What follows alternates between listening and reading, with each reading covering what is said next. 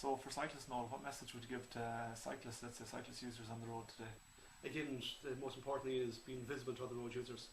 So it's so important that you are wearing, during the daytime hours, in daylight, that you're wearing high visible clothing, as in fluorescent colour clothing, that you stand out to other motors, that you're wearing a helmet, which is essential to wear before you get on the bike, that you have lights on your bike, that even in daytime hours that you use a small little LED lights on your bike to flash, which increases your chance of being seen by other road users. And again, that you adhere to the rules of the road. It's so important that a mutual respect is built between the motors and the cyclists. There can be nothing more frustrating for a motorist to see a cyclist just flaunting the rules of the road by jumping lights or being dangerous moves by cycling footpaths where they're not shared footpaths, where some footpaths you're permitted to cycle, but other footpaths you're not. So you do adhere to the rules of the road, so you're not putting yourself and other road users in danger, because a pedestrian hit by a cyclist can also cause a great amount of damage as well. Yeah, absolutely. So both cyclist and pedestrian. And again, at night time, that you never get on the main roads or any roads without lights, that you're visible to other road users, that you have to see where you're going as well, and there can be hazards as well on the road, like footpaths where or potholes or different things like that, so that you have to see where you're going and be visible to other road users.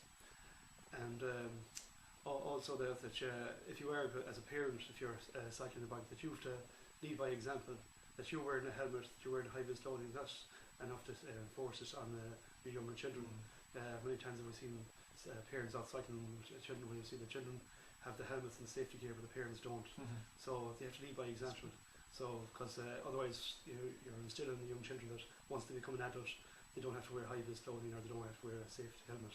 So it's very important that we instill this message. And also in cycling groups as well, a lot of young children out there really want to become a member of a cycling club or look up to cycling clubs.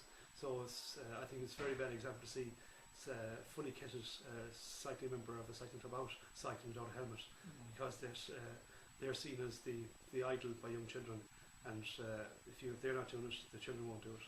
Yeah, I suppose it's very true. Yeah, it is something you don't think of. I suppose from my own point of view, I suppose it's something you have to think about as well. Is where you're cycling. If you are a cyclist on the road, you have to think about, let's say, the speed of the traffic on the road, the width of the road. Is it safe for you to cycle it? You can't just presume that the road is mine and that I have a right to use it. But of course you do. But I think you always have to think as a cyclist where you're positioning yourself.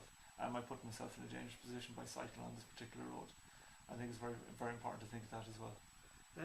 Exactly, and at any age you're not too old to go and learn some cycling skills or read up on them. And at one stage we'd be advocating for the cyclists to keep very tight to the curb or into the side of the road, but now we're asking them to actually command the road a bit more, actually, because that it's telling these motors out there that the cyclist also is entitled to be on the roadway, and also that for in a lot of cases, if the cyclist keeps them too close to the curb, motors will try and overtake the cyclists, even if there's oncoming traffic, and by cutting up the cyclists and causing the cyclists fall off, or actually colliding with the cyclists. Okay. So again, as well, that a cyclist also uses a lifesaver, but what junction they come to, what manoeuvre they have, that they give hand signals and they check over the shoulder to make sure that there is nothing coming.